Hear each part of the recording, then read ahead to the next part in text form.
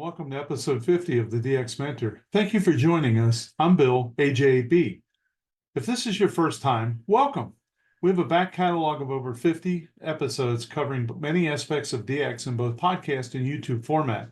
Please check us out. If you're new to DXing, I would really recommend episode 1 as it was recorded with several world-class DXers. You will get a feel of the excitement that goes with chasing DX. If you like what you find, please like and share. If you want to be notified of the next episode, please subscribe. If you have questions or comments, please email me directly at thedxmentor@gmail.com. Our guests today are Rolf, DL7VEE, Christian, DL6KAC, and Joe, W8GEX. We're going to be discussing their upcoming DXpedition to C21MM Nauru. For the first time in 3 years, I had a glitch during our recording session. Although everything appeared to be running as usual, the first 12 minutes were garbled, and I had to edit them out. My apologies to Rolf, Christian, and Joe, and especially to you. I work hard to continue to add quality and content to each of these episodes, and I was really bummed when I started to edit this one and found the first segment was corrupt. We had so much trouble scheduling our first session as Rolf and Christian are in Germany and Joe and I are in Ohio, that I was not optimistic that we could set up a recording session again, especially as they are due to leave shortly. So I went with the 40 excellent minutes that we did have. I think you'll still get a good feel for the DXpedition. I sure hope so. The DXpedition to Nauru, C21MM, will run from October 10th, 2024 to October 29th, 2024. I normally don't do this, but from the Daily DX, I can share the following information, which is essentially what we covered in the first 12 minutes. With less than 4 weeks to go, the team of 14 German operators are ready. We follow our main principles being lightweight and cost-effective. As always, only transceivers from Elecraft will be used. All equipment, including antennas, will be transported by the team members using traditional luggage, partly oversized. However, this does not mean that we compromise on the antennas. For the high bands, we're going to use our 2-element, full-size wire beam from LZ antennas. That provides us with some more gain compared to a vertical. By using the LBS pentaplexer, we can operate 3 high bands together at the same time on this antenna. As always, we follow our strategy to use resonant and full-size single-band antennas on all bands except 160. No grounded verticals will be used. Verticals with an elevated radial system are even better for reception, also known as up and outer. This time we will carry 2 72-foot spider beam fiberglass poles for 160 meters and 80 meters. That is perfect for 80 meters and an improvement for the top band as well. We will also bring the brand new 14-meter HD fiberglass pole from Spider Beam, which gives us 2 meters more height compared to the 12-meter HD pole. This one is perfect for the bands from 60 meters and up. For low band receiving, we plan beverages on the ground. Jan, OK2ZAW, supported us with receive band filters, RX band boards for splitting out the BOGs to different receivers on different bands. For 40 and 30 meters, we try loops this time. We always use small bandpass filters for each band between transceiver and amplifier, and additional bandpass filters to the antennas themselves. We will run our proven shift system with radio and free time slots 24/7, ensuring that our experienced operators will have full concentration in their shift. 5 stations operating between 160 and 6 meters in CW, sideband, RIDI, and FT8 are planned, starting with the first group of 6 men from October 10th only on high bands for a few days. The second part of the group will arrive October 15th, and then we should be all go. So with my apologies to everyone involved, let's pick up on the discussion. And I'm going to find those on YouTube and I'll put them out there so that people can see it. It's always a shame when that happens, but as you said, it's kind of part of it, and there's not too much you can do, so you just roll with it. Are you concerned at all about the where you're going to put the antennas and things? To me, I'm one of these guys, like if I'm going to drive from here to Joe's house, I'd like to know that basically all of the lights are green before I leave. So thinking that I might get there and we'll have to figure it out. I'm not opposed to figuring things out, but that's a long way to go, right? So this is basically part of the logistics you have to do before going there. You know, we contacted people on the island and they send us pictures. We also used publicly available satellite images to actually scout the area. We also used radio mobile to get an idea for the heights, you know, because if you put an antenna right before a ridge, it won't work. So that's part of the scouting. You have to the scouting you have to invest to if you go there. So, but one thing is you always have to improvise. Things never turn out the way you plan, and therefore we bring extra coax. We bring also like spare wire antennas in case of something breaks or something does not arrive in terms of luggage. So yeah, we are prepared, and we're pretty confident that things work out as we plan. But as Rolf mentioned earlier, we have a secure QTH for the antennas. The hotels no longer allow permission. They don't give you permission, so we had to get an Airbnb. But we're working on a different QTH, which is to the north with clear takeoff to Europe, especially Europe, also the States. But this is something we have to finalize being on the island. We are very close to closing the deal, let's put it that way. But the final, the signature has been put, or the handshake has been done on the island actually. So, and yeah, that's the time you have to invest if you go there, you know. Yeah. It's not just like you pack an antenna and say, okay, I will just, you can do that, it's perfectly fine, but having a loud signal, you know, that's a big deal, what we try to achieve. Right. And when you're planning for 14 people and all the equipment, you just don't show up, right? So one of the things that we always talk about is how long it takes to actually plan it. And then when you get back, there's still a lot of work to do. So you've probably been working on this for over a year, I would think. It's more or less a year, yeah. So Yeah. when the DXpedition and when we went to Tuvalu and when we came back, as you said, you still have to sort out the logistics, the QSL management, and all that stuff. But then already Rolf started with the work, or like part of the group started on the work on the new location. And as Rolf explained earlier, everything takes time. Especially if you have to do it by email, and yes, you can call, which works, but things take time, and time is the most critical factor in this area, I would say. And getting like a definitive answer. Because you don't want to show up with 14 people and then say, okay, oh no, it didn't work out as we planned, you know. No, this is something we do not want. I guess that's the advantage of email. You have an audit trail and there's no confusion. I guess you always get clarification. Yeah. Here's what you meant. Here's what I meant. Joe, tell us about the barrel connector story, because I always find this, Joe's one of the most meticulous list guys I've ever met in my life, but I'm very much into details. As you guys well know, you gotta go down the list and check off all your little details. So we were going to Midway several years ago, and so we all get on the island. We're stretching our coax out to all the antennas on the beach, and we had no barrel connectors.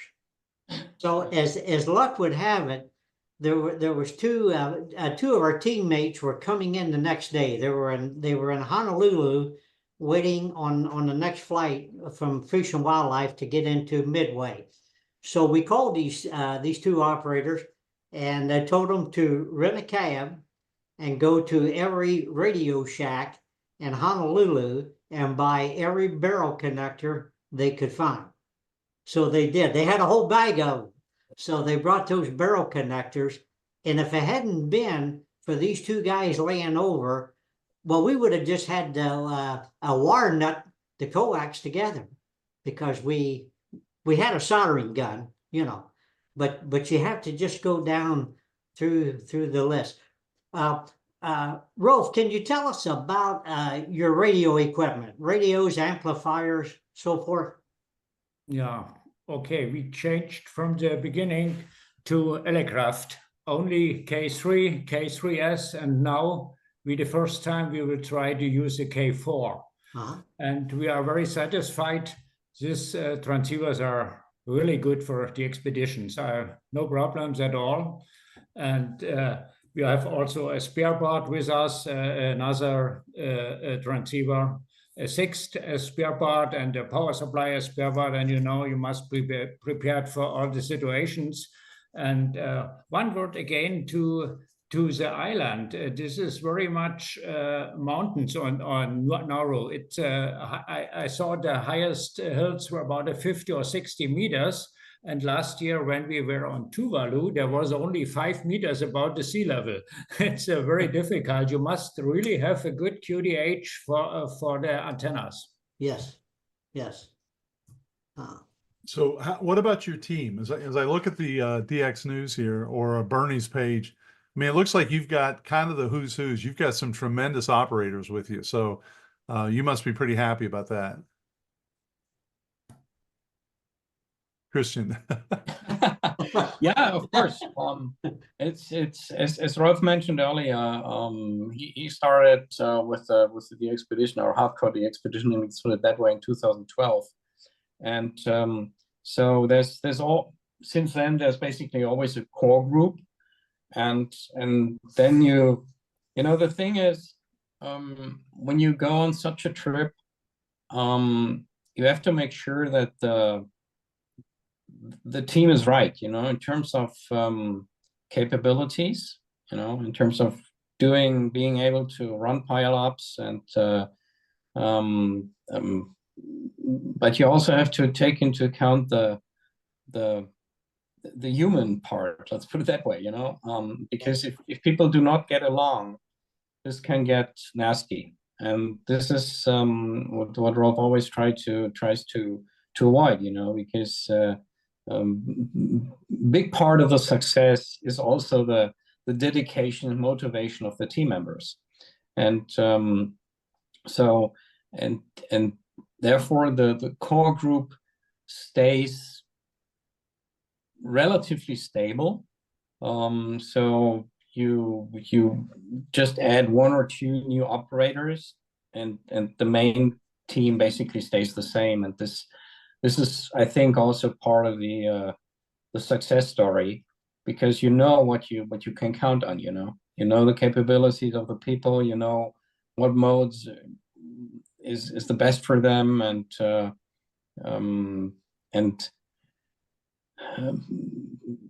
yeah, and that's what we always try to balance out. You know.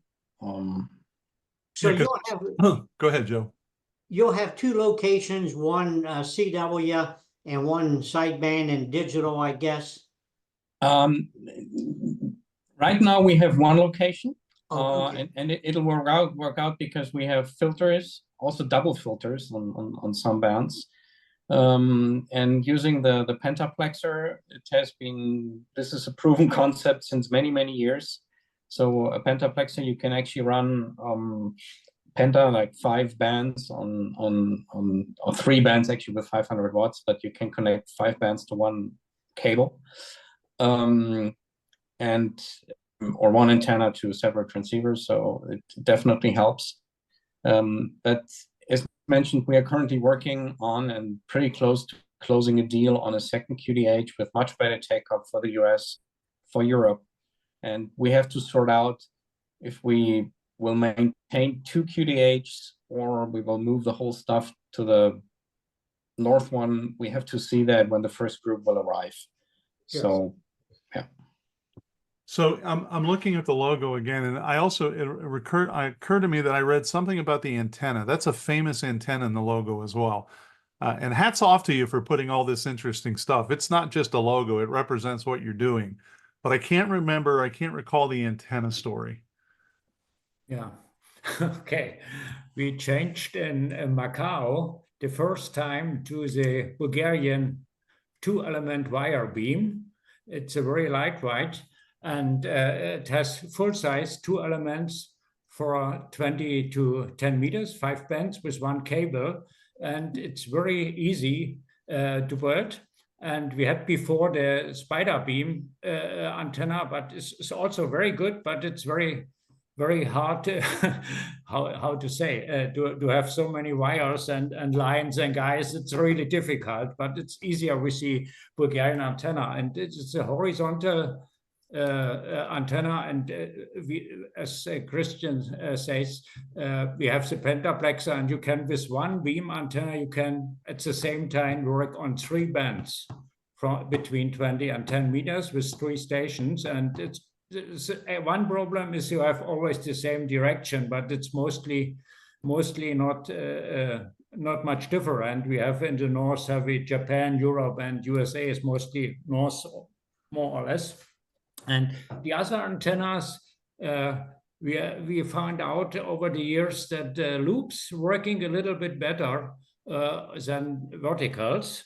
But it's difficult on the really low bands, 160 and 80, to make loops. It's rather impossible. And we have the famous spider beam ports, which very stable and elastic. And this is the best solution for 160 and 80. And this time we have a 22 meters is very long, and we have a 2-meter ski bags with us. It's oversized luggage, but it's a good solution. And we will try on 40 and 30 meters using loops, also with his spider beam poles. Okay. So when you get back, let's say it's next spring, and we're having a conversation about the next place you're going to. What will you look back and say that trip to C21 was successful because? Do you have a QSO number in mind? Do you have a finish in the contest at the end of October in mind? Obviously, you want to get back safe, right? So that's your first criteria. But then, do you have some number of Qs you'd like to make, or is there any other criteria you have in your mind? Du kannst ja weitermachen, Christian. It's a kind of satisfaction to give many guys in Europe a new band point or a new one, and that you can only reach with a large group and large number of stations. That is the fact, and yeah. Yeah. So yes, of course, we are targeting as many QSOs as possible. But on the same time, we are also trying, like Rolf said, hand out as many like new band points as possible. So therefore, yes, we do have like an internal goal. Let's put it that way. So and that's whether okay.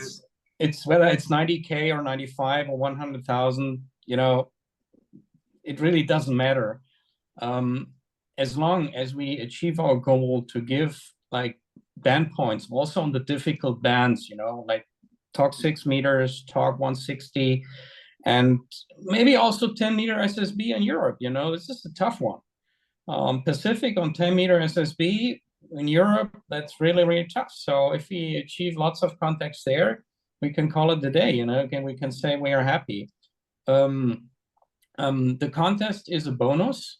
We are pretty sure that we will win the country. Yes, of course, but that's not what we're looking for,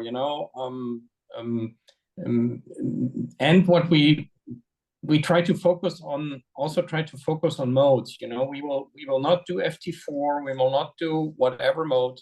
We will focus on CW, SSB, RTTY, and FT8. So, because we think, yes, of course, we could produce more QSOs if we start up showing on FT4, because basically everybody will work us again. Right. Yes, this will be new QSOs, but does this really help? We are not sure about that. And therefore we said, look, we will focus on CW, SSB, RTTY, and FT8. So, and also one area where we try to focus, we are not deleting SSB or CW dupes from the log. That's not what we are doing. But we try to have like also high unique number of QSOs. What you cannot like avoid that. You know, people will call you again. That's perfectly fine. You know, as long as it's not like the 5th QSO, because sometimes they need insurance QSOs. Sometimes there's issues with the logbook. We try to upload every day onto ClubLog to help people to see if they're in the log or not. But not everybody has like internet access and whatever. There are several reasons. But we are not trying to inflate our QSO numbers. So which can happen with FT8, because due to technical issues, people do not receive their RR73 and they call again, and the QSO will be locked again. And this can happen 2 or 3 times in 5 minutes. And this is what we try to avoid. But as long as we have lots of QSOs, lots of unique ones, and also lots of QSOs on the difficult bands, we are happy, you know. Good for you. Chris, on FT8, will you be using that new Super Fox mode? Yes and no. Yes, we will try. I have the key from the Northern California DX Foundation, but we are not sure. Maybe we will start with MSHV. Yes. Yeah. So because what we saw with Jarvis, there are still some issues with this mode, and we also got feedback from people who ask us to like start with a normal one. But gaining experience with this mode, so probably maybe later on we will, because we know that MSHV will work, we know that. But later on we will, like Rolf said, we secured the key, so we have everything ready to also work with the new Super Fox mode and to get an idea how this works, because you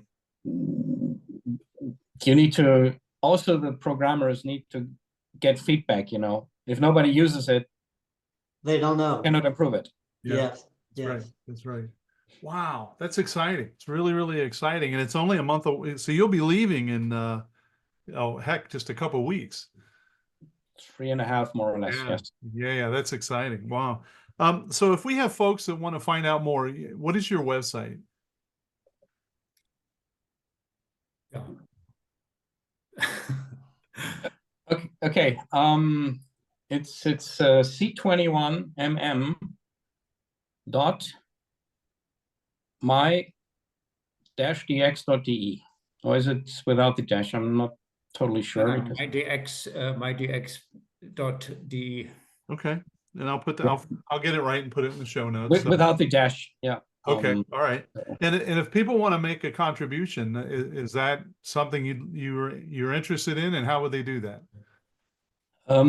Yes, definitely. Although we are not begging for money, but as we mentioned, the logistics is difficult. And like 2 weeks ago, Nauru Airlines, they changed, or they canceled basically part of our flights.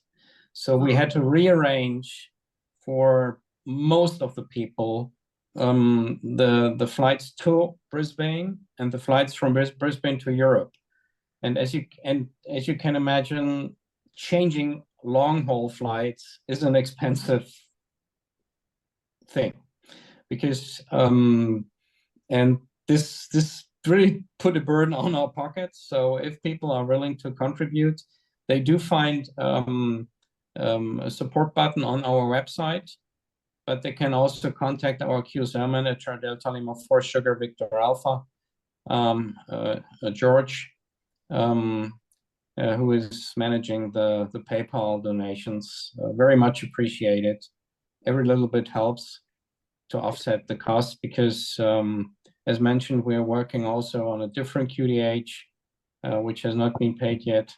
So there's still some costs to come, let's put it that way, and costs which are not related to sightseeing or anything. No, it's just cost related to doing radio. All right. Yeah. So what is your timetable from the time that you guys leave home till you get back? It's 3 weeks in total, or Okay, 3 weeks plus, which is also a challenge for people who are still working, because not everybody is retired. So you have to accommodate that in your office schedule, to put it that way. But getting there will take roughly 48 hours. So actually it will take a little bit longer. We do have, as we have to stay in Brisbane, because it used to be every 3 days a flight from Brisbane to Nauru, and they changed that. So now they have 2 flights or 2 days per week. And on one day they have 2 flights, one in the morning and one in the evening, which doesn't help us. So now the second group will actually stay 2 days in Nauru, in Brisbane, and then they will fly to Nauru. And when we go back, it will be like a non-stop thing. So we will leave at 6 o'clock something in the morning from Nauru, fly to Brisbane, and then take a flight in the afternoon, which will then go to Singapore, which is 11 hours, I think. And then from Singapore to Germany is another 12 hours. So you will have lots of time enjoying narrow airplane seats.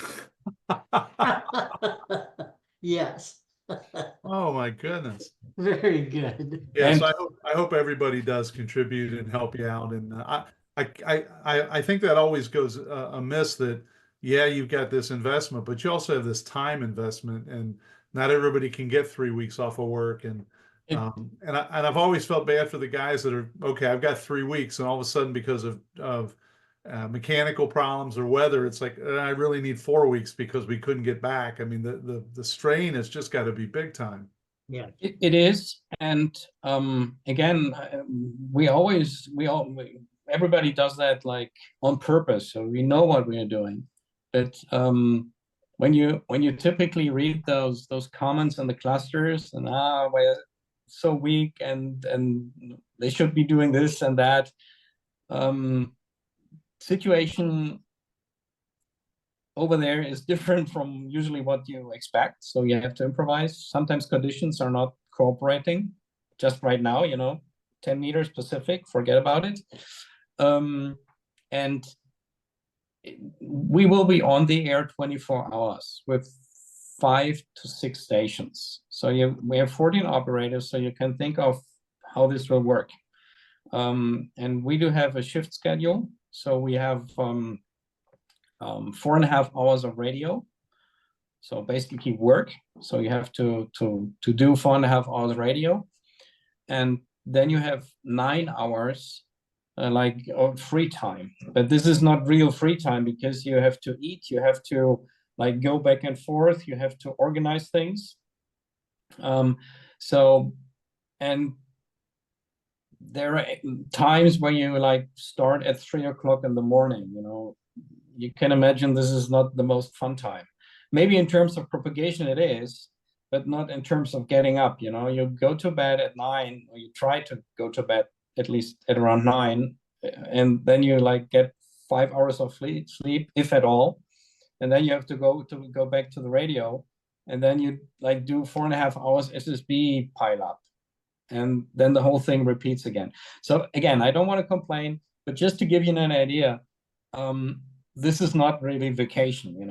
Yeah. Yes, you disconnect from your office. Yes, you do that in terms of vacation. Yes, but it also is strenuous, especially if you have to install the antennas with these temperatures, with the high humidity. Joe, you know it from Swain's. The humidity is unbelievable. Unbelievable, and this is everywhere the same in the Pacific area, especially around the equator.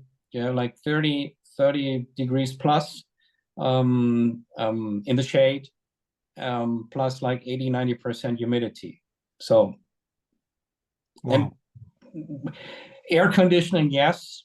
We try to get radio shacks with air conditioning, which helps, but sometimes air conditioning breaks. Like in Tuvalu last year, the last week, they didn't have any air conditioning. So you can imagine what that means. Yeah, Joe has said that he's never been quite the same since he came back from Swains. Just the heat and the humidity just took it out.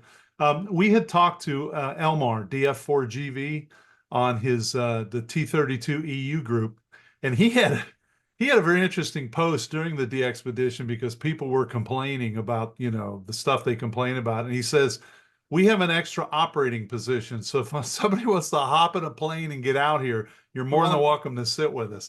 And I got a real kick out of that. And we brought it up to him and he just laughed. He says, well, sometimes people just don't appreciate, but it always strikes me because, you know, I'll be in the basement, maybe I've worked on 30 meters and I'm excited and now I'll go do something else, but you've still got X number of days, tens of thousands of QSOs, then you have to tear down and you're already exhausted. Then you have to pack it up. Now you got to come back. You got, as you said, 20, 24 hours worth of travel. And then you've got all this equipment you have to do something with and these antennas and the people and the QSL. It just almost seems insurmountable to me. So, well, I'm so glad that y'all do it. I always figured on a trip like you're going on, it takes a year or so planning, and then it takes a year to run down and sort of be done with the trip because of all the QSLing, all the emails, am I in the log? And it just goes on and on. I got a card the other day. I think it was 20 years ago. I was on in Montenegro, put that on as a new one, and I still getting cards from that trip. So it's sort of never ending. Usually our QSL manager really does a great job on that. So when we come back, even during the DXpedition, he tries to sort out log issues and answer emails and things, you know, sort of free time, you know, the 9 hours. Yeah. So he's trying to already get part of that from the table. But when he comes back, usually we go back in November, or we go back to Germany in November, and then he's busy with the QSL stuff until January, February, sometimes March. And usually around March, April, we close the thing down. We upload everything to LOTW, and we send out the bureau cards. Yes, from time to time, people do receive cards or additional cards, but the big chore, that's November to March, you know. Yes. Wow. Big just the QSL stuff. Yeah. So obviously you guys are experienced DXers. You know how to pack your bags. You know how to get equipment and funding and stuff. Where are we going after this? Maybe to bed. Sleep in a good bed. Well, why don't you keep me in mind when you decide where you're going to go? We'd love to have you back and talk about that. And you guys have been terrific, and I appreciate it. Joe, did I forget anything? No, we hit it all, Bill. Our notes were fine. Well, with the time change, you know, you folks are in Germany. We really appreciate you working with us. Yes. It took me a minute to figure out, oh, if it's this time and it's this Zulu, it must be this time in Europe. But it worked out. So it's really been great. Rolf, would you like to add anything that maybe we missed or we should have talked about? Oh, no, I can only say it seems it will be the most expensive expedition for us. That we had always a limit about $5,000 or 5,000 euros, but this expedition will be much more expensive. Wow. Yeah, and we're talking per person, you know. Yes. So of course some people will laugh at that sum, but just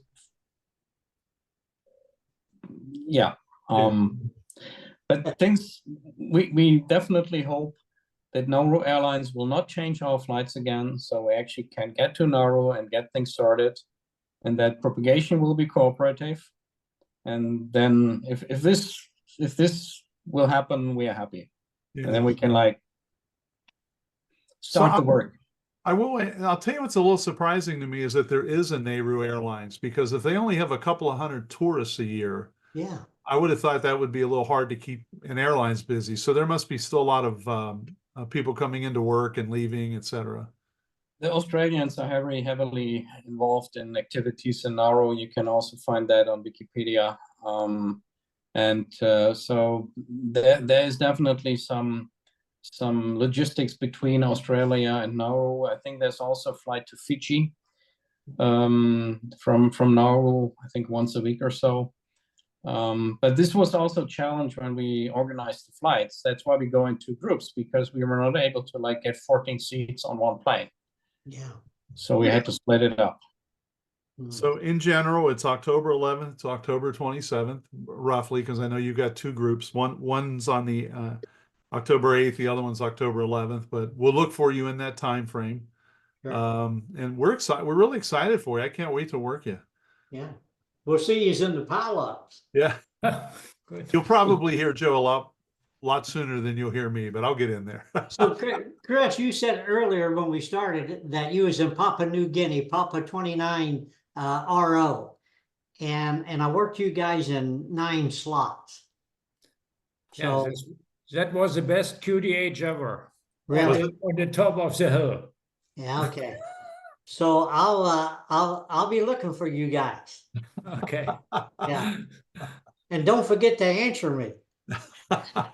Yeah, if you get an email, Joe, if you get an email from Christian and he says, "Hey Joe, don't worry, I heard you," that's not going to be good enough, is it? No. I really need that 160. I'll be hot and heavy on that 160, either CW or FT or whatever. Yeah. All right. Very good. Well, gentlemen, thank you so much. I really appreciate it. We'll get this out. I'll let you know when things are happening, and hopefully our dedicated DX listeners will.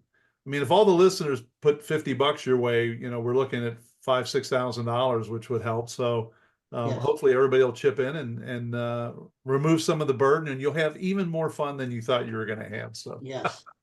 Yes. And if they have any local beer, drink one for me. Okay. They don't have any local beer. They have to import it, and is also sort of expensive, but that's like amenities, beer is amenity, we're not. Yeah. That's right. Okay, guys, thanks for having us on your podcast. All right. Looking forward to working you. I'm Yes. looking forward to it as well. Thank you so much. We'll see you Guys, the best of luck to you. God Safe bless you. travels. Okay. Thank you. Thank you. Bye-bye. See you. Bye. Bye-bye.